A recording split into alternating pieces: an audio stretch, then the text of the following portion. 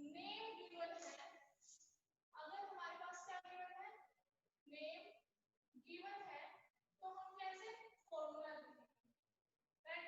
Simple क्या करना था हमें, हमें पता होता है कौन सा मेटल है हमारा, सेंट्रल मेटल एटम का नाम पहले लिखो, उसके बाद क्या किया था हमने, फिर हमें लिखना था इसका नाम, लिगेंड्स लिखने थे हमें अपने, जितने भी उसमें गिवन थे सारे, चाहे एक टाइप के हो चाहे डिफरेंट टाइप्स के हो, लिगेंड्स लिख देने थे अपने, राइट।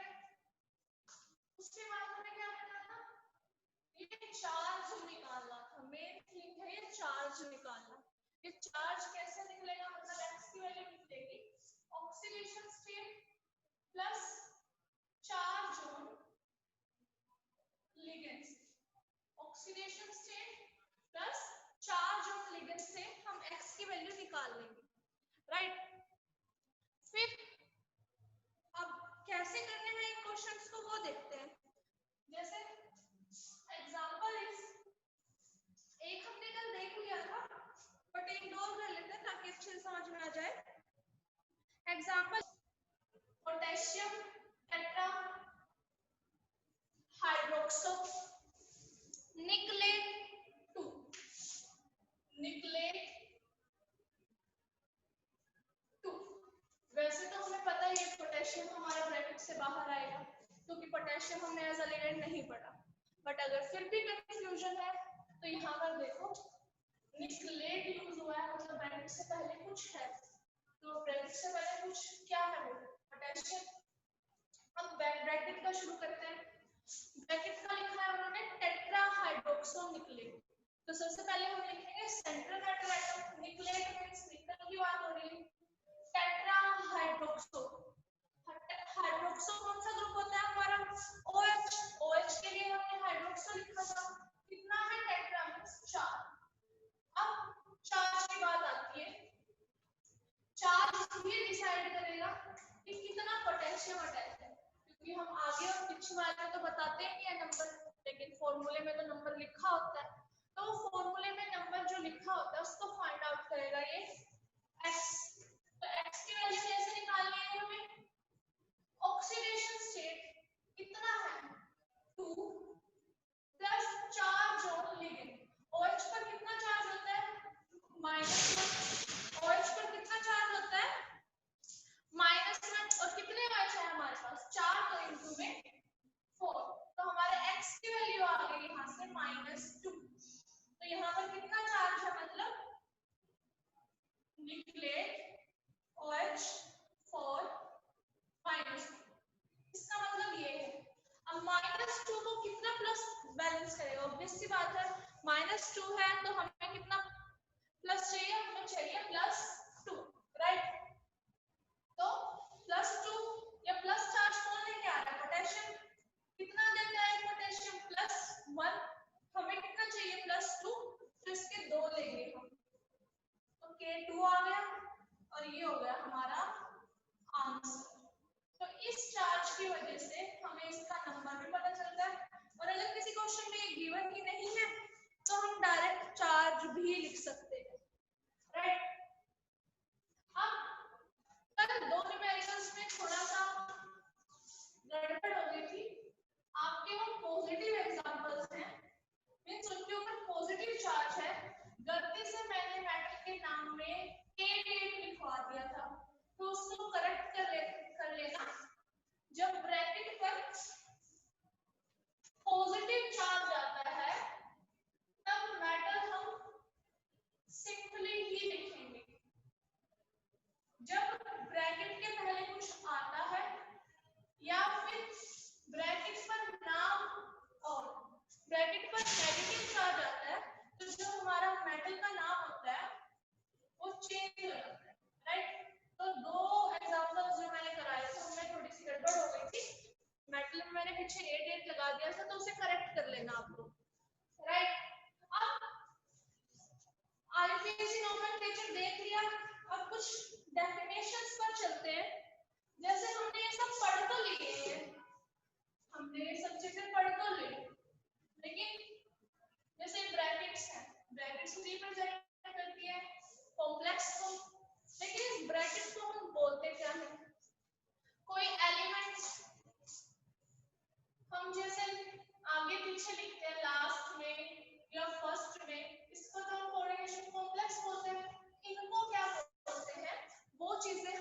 डिफाइन करेंगे।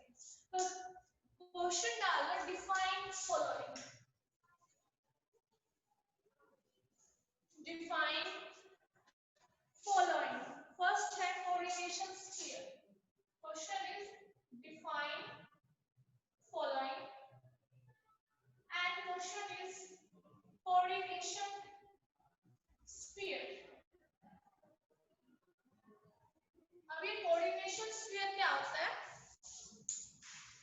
जिस ब्रैकेट में हम अपना सेंट्रल मेटल एटम लिखते हैं और लिगेंड लिखते हैं उसको हम कोऑर्डिनेशन स्फीयर बोलते हैं। मतलब जो ये ब्रैकेट है हमारी, this is known as coordination sphere, right? This is known as coordination sphere. So we will define it as the central metal atom, the central metal atom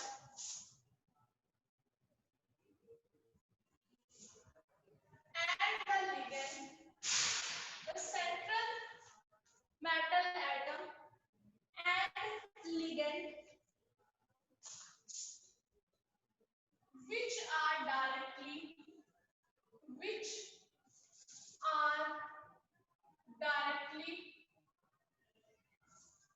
attached by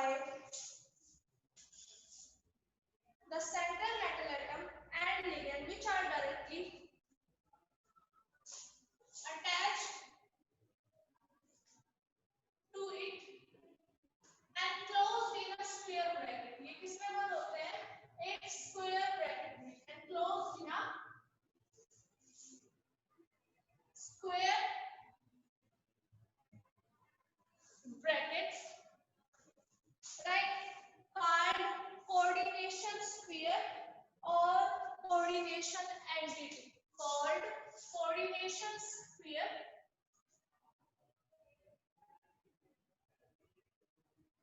and coordination entity, right? इसको हम क्या बोलते हैं? Coordination sphere या coordination entity. जैसे ये हो गया एग्जांपल आपका FeCN6, राइट? चार्ज है ऊपर 3 नेगेटिव, 3 नेगेटिव।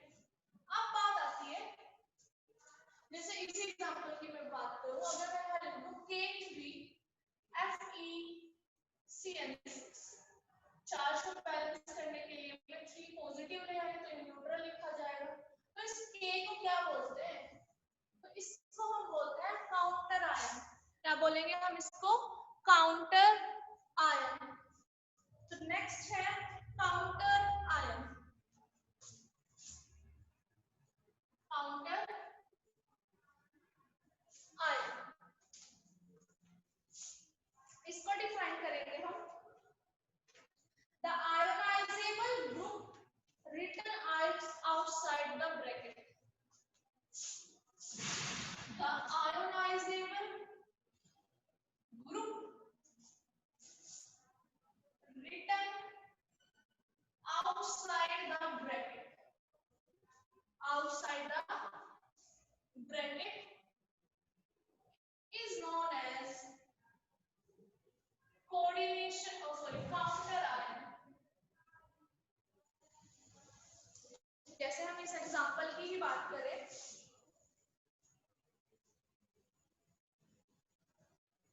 अगर हम किसकी बात करें, इस एग्जांपल की बात करें, या फिर इसकी जगह अगर हम दूसरा एग्जांपल ले लें,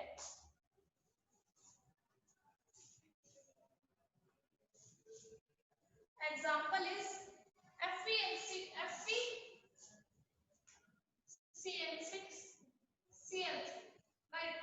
अब आयोनाइजेबल ग्रुप का मतलब क्या होता है? जो हमारा ये कोऑर्डिनेशन स्फीयर होता है, ये कोऑर्डिनेशन स्फीयर, ये इसको हम कोऑर्डिनेशन कॉम्प्लेक्स भी बोल सकते हैं, कोऑर्डिनेशन कॉम्प्लेक्स। जब हम इसको वाटर में डिसॉल्व करते हैं, जब इसको हम वाटर में डिसॉल्व करते हैं, तो जो हमारा कॉम्प्लेक्स है, कॉम्प्लेक्स नाम से पता चल रहा है क्या है? कॉम्प्लेक्स है भाई। तो ये आसानी से घुलता नहीं है, it is not soluble in water. तो ये तो एज इट इज हमें मिल जाता है, ये तो हमें एज इट इज मिल जाता है। लेकिन जो ये बाहर होता है ये कोऑर्डिनेशन कॉम्प्लेक्स का हिस्सा नहीं है, ये इससे बाहर है, तो सिर्फ यही आयनिक फॉर्म में या आयोनाइज हो जाता है। तो हमें मिलता है यहाँ पर 3Cl नेगेटिव। तो इसलिए है हमने इसको आयोनाइजेबल ग्रुप, राइट। तो यहाँ से आपको एक चीज प्रॉपर्टी पता चल रही है, आगे भी रिपीट होगी ये चीज, कि जो हमारा कोऑर्डिनेशन काउंटर आयन है सिर्फ वही पानी में मिलता है हमें या डिसॉल्व हो सकता है, कॉम्प्लेक्स पानी में सोल्यूबल नहीं है, वो एज इट इज वहां पर हमें मिलेगा, राइट। नेक्स्ट है हमारा coordination polyhedron. Next definition is coordination polyhedron.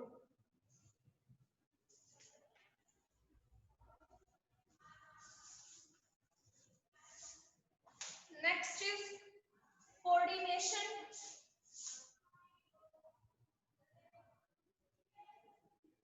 polyhedron। अब एक कोऑर्डिनेशन पॉलीहेड्रोन क्या होता है? सेंट्रल मेटल एटम की और लिगेंड की स्पेस में अरेंजमेंट, मतलब जो हम उनका स्ट्रक्चर बनाते हैं उसको हम बोलते हैं कोऑर्डिनेशन पॉलीहेड्रोन। मींस जैसे हमारे पास एग्जांपल है Fe(Cl+6) 3 नेगेटिव, 6 जुड़े हुए हैं। 6 कैसे जुड़ते हैं? एक ऊपर एक नीचे, 2 एक साइड में 2 एक साइड में, right.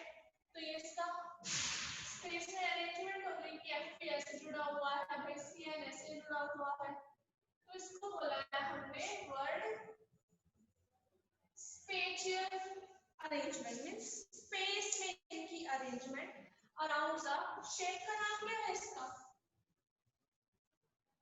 Octahedron.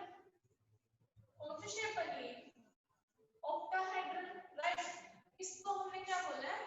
Spatial arrangement. Means space में इनकी arrangement is known as spatial arrangement. तो इसको ही हम कोऑर्डिनेशन पॉलीहेड्रोन बोल देते हैं। तो we will define it as the spatial arrangement of ligands, the spatial arrangement of ligands around the central metal atom, around the central metal atom is called coordination polyhedron, called coordination polyhedron। Example हमने लिख लिया। अब बात आती है oxidation number की, जो हम निकालते हैं बार बार, हर क्वेश्चन में निकाला है अब तक हमने ऑलमोस्ट। वो ऑक्सीडेशन नंबर क्या होता है? ऑक्सीडेशन नंबर, उसको हम डिफाइन कैसे करेंगे?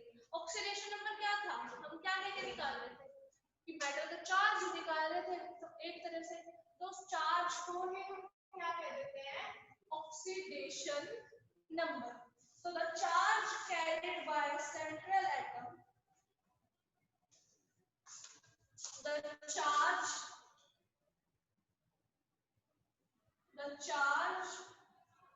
carried by central metal atom is called oxidation number। ये तो हमने बहुत बार निकाला है, राइट। अब बात आती है कोऑर्डिनेशन नंबर की, कि कोऑर्डिनेशन नंबर क्या होता है? कोऑर्डिनेशन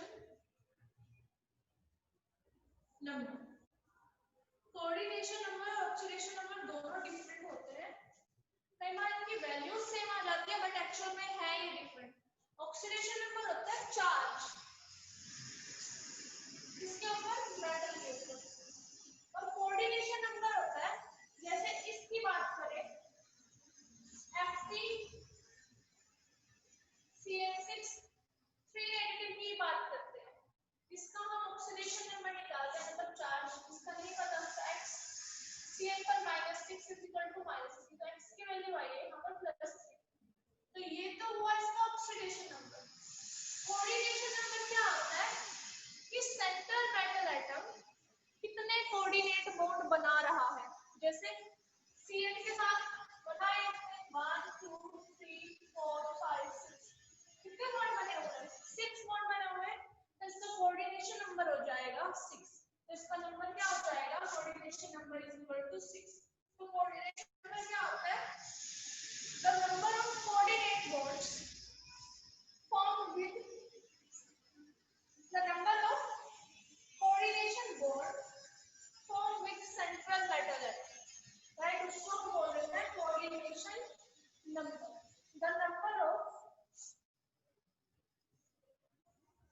coordination bonds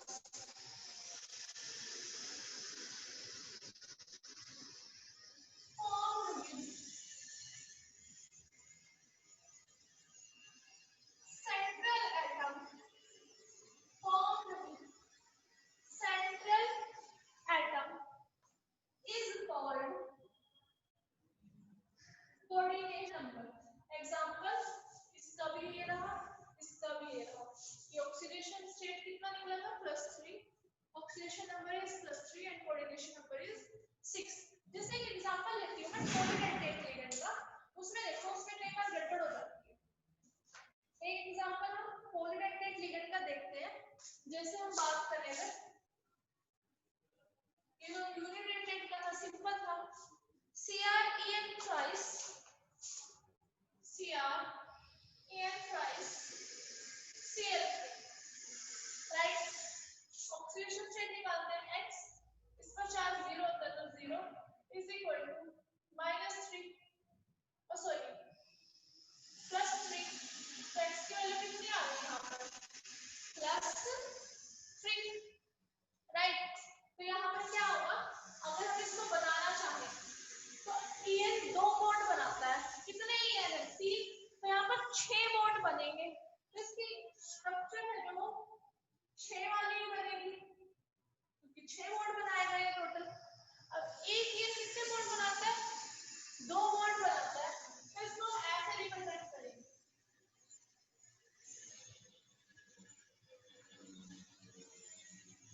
अब कोऑर्डिनेशन नंबर की बात करें अगर हम, कोऑर्डिनेशन नंबर क्या होगा इसका, सेंट्रल मेटल एटम ने कितने बॉन्ड बनाए हैं, 1 2 3 4 5 6, तो कोऑर्डिनेशन नंबर अगेन क्या है इसका, 6। तो यहाँ से आपने ये देख लिया एक तरह से कि जो हमारे पॉलीडेंटेट लिगेंड्स होते हैं, जैसे हमने डाइडेंटेट लिगेंड की बात की, जो 2 बॉन्ड बनाता है वो किस तरह से स्ट्रक्चर बनाएगा, उसका स्ट्रक्चर कैसा होगा, राइट। आगे बात करते हैं।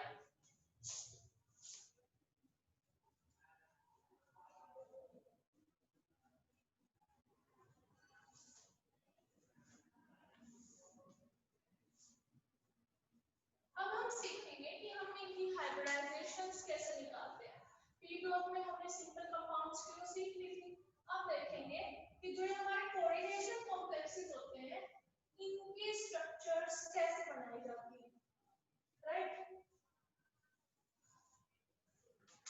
इनके स्ट्रक्चर्स की बात करेंगे अब हम।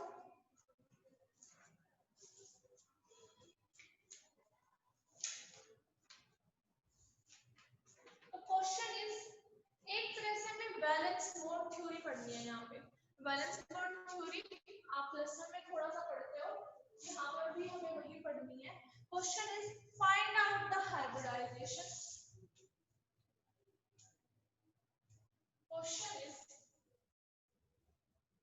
find out the hybridization by using VBT, means valence bond theory।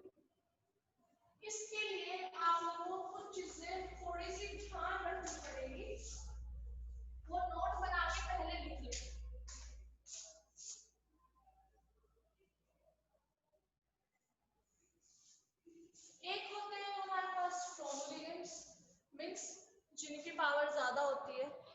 होते हैं हमारे पास वीक लिगेंड। तो स्ट्रॉन्ग लिगेंड में आपको ये 2-3 याद रखने हैं।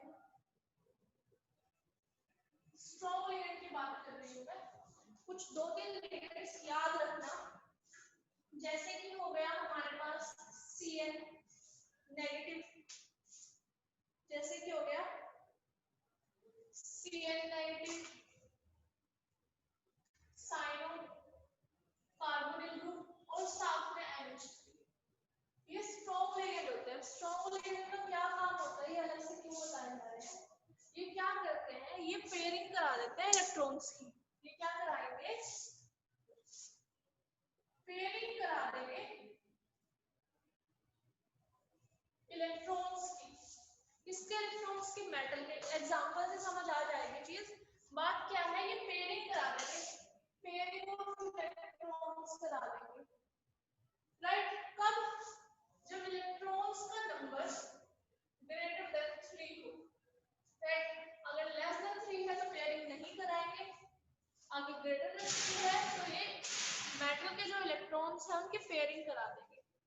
ये चीज कैसे करनी है वो देखते हैं। फर्स्ट है आपके पास FeCN6 3 negative, FeCN6 3 negative, right. अब सबसे पहले इसमें वही काम करना है, ऑक्सीडेशन स्टेट निकालना। निकालते हैं ऑक्सीडेशन स्टेट, जिसका निकालना है उसको मान लो x, एक साइन पर 6 तो 6 पर -6, -3x की वैल्यू आ गई, यहाँ पर +3 मींस यहाँ पर आयरन जो हमारा Fe है वो Fe3 पॉजिटिव की फॉर्म में प्रेजेंट है, राइट। अब Fe की एटॉमिक नंबर क्या होता है, 26। Fe का एटॉमिक नंबर क्या होता है, 26। तो यहाँ पर क्या आ जाएगा, 26 -3 इलेक्ट्रॉन।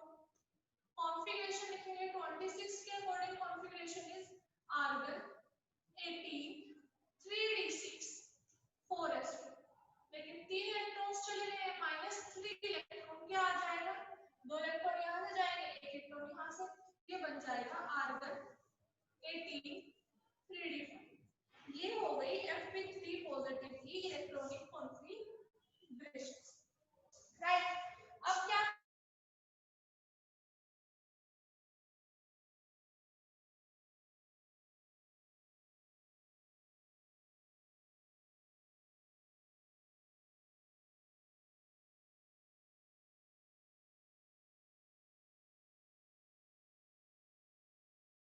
डी में इलेक्ट्रॉन्स है, 3d के बाद 4s आता है और 4s के बाद 4p, बेशक वो खाली हो लेकिन आता तो है। तो d में होते हैं हमारे 5 ऑर्बिटल्स, s में 1 ऑर्बिटल एंड p में 3 ऑर्बिटल्स। अब ये कहोगे कि कहां से आए ये, 4s देखो आपके सामने खाली किया है अभी, मतलब 4s तो था, बेशक वो खाली है लेकिन है तो, ठीक है। इसी तरह 4s के बाद आता है 4p, तो इसमें 4p भी होता है, 4d भी होता है और 4s भी होता है। अब हमें देखना है अपनी जरूरत के हिसाब से कि हम किस किस को इन्वॉल्व करेंगे, राइट। d में कितने इलेक्ट्रॉन्स है, 5, 1 2 3 4 5 हो गए हमारे 5 इलेक्ट्रॉन्स, राइट। ये है इसकी ग्राउंड स्टेट कॉन्फ़िगरेशन, मतलब जो एक्चुअल में ग्राउंड स्टेट मींस जब तक लिगेंड इसके साथ जुड़ा नहीं है। अब बात आती है in presence of Cn minus ligand क्या होगी कॉन्फ़िगरेशन, वो देखो।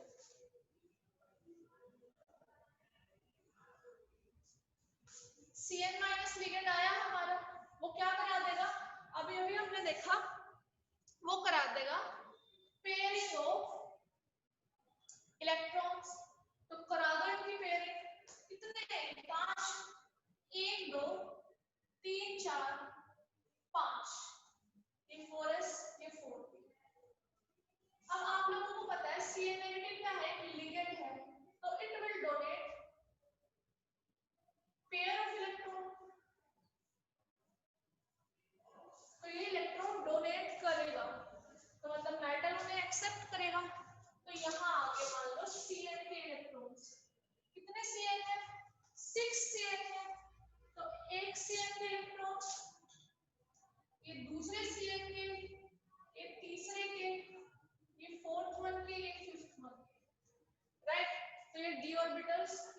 में वैकेंट ऑर्बिटल्स थे, कहां पर काम आए कि जब Cn ने इलेक्ट्रॉन्स को एक्सेप्ट किया, क्या किया, जब Cn ने इलेक्ट्रॉन्स को एक्सेप्ट किया तो उसने एक खाली ऑर्बिटल्स का इस्तेमाल किया है वहां पर, राइट।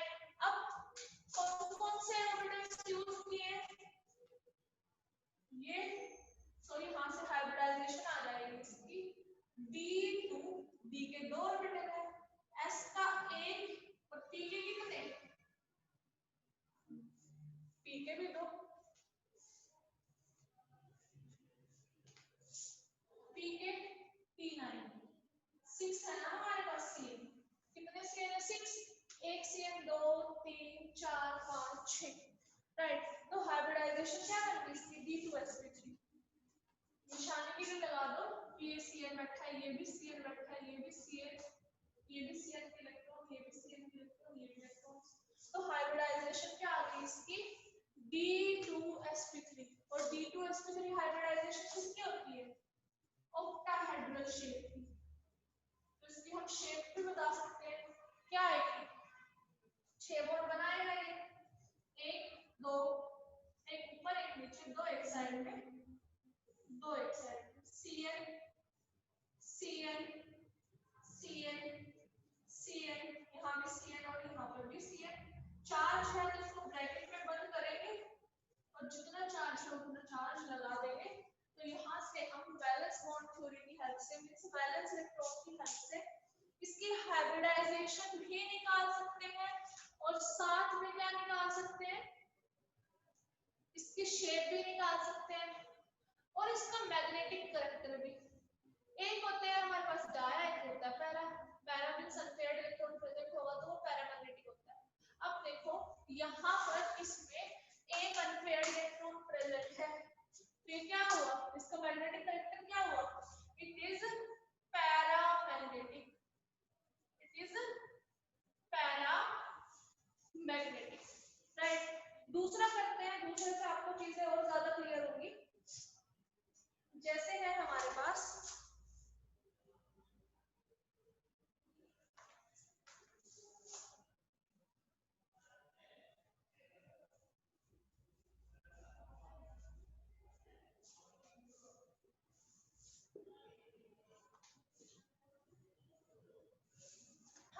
नेक्स्ट एग्जांपल है CONH3 का 6 3 पॉजिटिव, CONH3 का 6 3 पॉजिटिव, चार्ज निकालेंगे सबसे पहले, x plus 0 is equal to plus 3, तो x की वैल्यू आ गई यहाँ पर plus 3, x की वैल्यू क्या आ गई plus 3, राइट। मतलब यहाँ पर जो हमारा CO है, कोबाल्ट है, वो 3 पॉजिटिव फॉर्म में प्रेजेंट है। कोबाल्ट का एटॉमिक नंबर होता है 27, राइट। 27 इसके अंदर इलेक्ट्रॉन्स होते हैं, अब 3 कम हो गया तो -3 इलेक्ट्रॉन, 27 के हिसाब से इलेक्ट्रॉन की कॉन्फ़िगरेशन क्या होगी, आर्गन 18 3d7 4s2, माइनस कर देंगे क्या, 3 इलेक्ट्रॉन, 2 यहाँ से एक यहाँ से, तो कॉन्फ़िगरेशन इज आर्गन 18 3d6, तो अब यहाँ पर क्या आ जाएगा 3d6, एक इलेक्ट्रॉन एक्स्ट्रा आ गया। Now in presence of NH3 ligand, now in presence of NH3 ligands, right।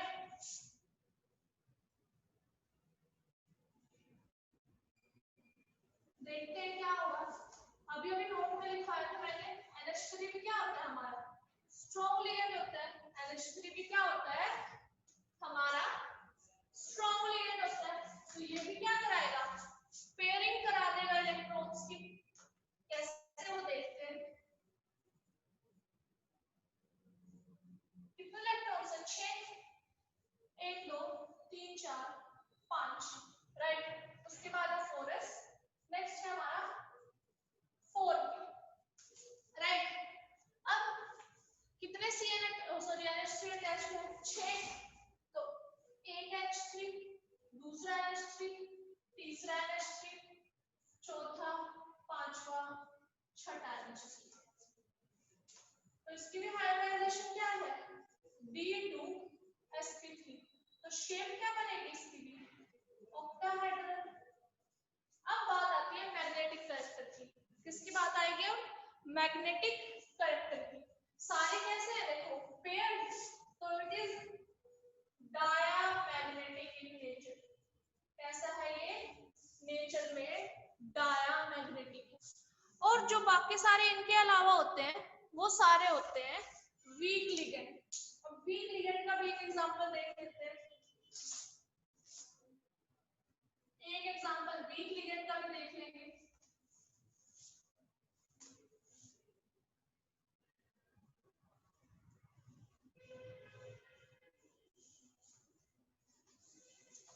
Example is COF63 negative. Same इसका भी क्या है, x निकालेंगे, -6 -3x की वैल्यू आ गई +3। अभी अभी किया था वही करना है same. Argon 18 3d7 4s2 -3 electron. Configuration क्या आ रहा है इसकी, आर्गन 18 3d6। इतना तो सेम है, ये आगे भी सेम है, 3d6 है। 1 2 3 4 5 6 ये खाली पड़े हैं। अब in presence of F negative ligand क्या होगा वो देखते हैं। स्ट्रॉन्ग का मैंने दिखा दिया आपको इफेक्ट। स्ट्रॉन्ग में कहा है मैंने पेयरिंग होगी, तो ऑब्वियस सी बात है वीक में पेयरिंग नहीं होगी। तो क्या होगा देखो,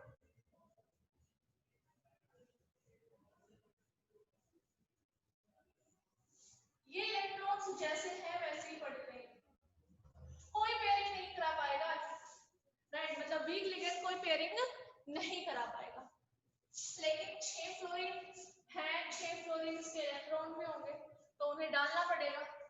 तो पहला फ्लोरीन, दूसरा, तीसरा, चौथा, 2 रह गए।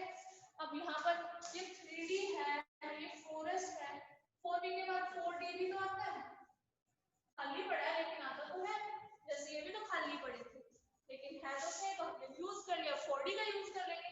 कितने हो गए, ऑलरेडी 4 हो गए, 5th एंड 6th। अब इसकी हाइब्रिडाइजेशन क्या आएगी, पहले s है तो s लिखेंगे, sp3d2। इसमें क्या यूज हुए हैं, इसमें अंदर वाले d ऑर्बिटल्स यूज हुए हैं, इसमें क्या यूज हुए हैं, बाहर वाले d ऑर्बिटल्स यूज हुए हैं। तो इसको हम बोल देंगे आउटर ऑर्बिटल कॉम्प्लेक्स। क्या बोल देंगे हम इसको, आउटर ऑर्बिटल कॉम्प्लेक्स। क्यों, क्योंकि इसमें बाहर वाले d यूज हुए। पिछले 2 एग्जांपल्स में अंदर वाले d थे तो हम इन्हें इनर ऑर्बिटल कॉम्प्लेक्स बोल सकते हैं, और इसमें बाहर वाला d यूज हुआ है तो आउटर ऑर्बिटल कॉम्प्लेक्स। कैसा नेचर है,